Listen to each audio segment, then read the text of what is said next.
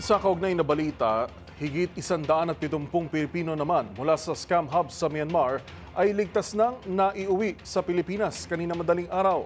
Ang balitang yan sa pagtutok ni Rose Babiera. Ligtas nang nakabalik sa bansa ang 176 na Pilipino na biktima ng human trafficking sa Myanmar, sakay ng isang special flight mula Bangkok, Thailand, pauwi ng Pilipinas kaninang alas 5 ng madaling araw. Nasagip ang mga biktima mula sa illegal na scam hub sa Mayawadi, Myanmar, kung saan nakaranas ang mga empleyado ng pang-aabuso. Wala umano silang mga break sa trabaho at mayroong hindi makatotohanang kota na may pataw na parusa kapag hindi naabot. Ito'y sa kabila ng hindi pagpapasweldo sa kanila ng ipinangakong mataas na sahod.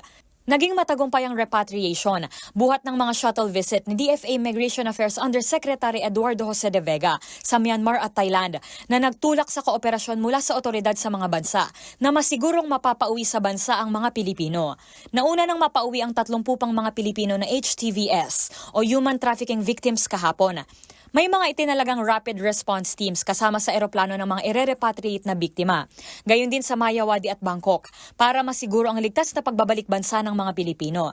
Kasama rito ang mga kinatawan ng DFA, Department of National Defense, Philippine National Police at Department of Migrant Workers bilang bahagi ng One Country Team approach ng pamahalaan.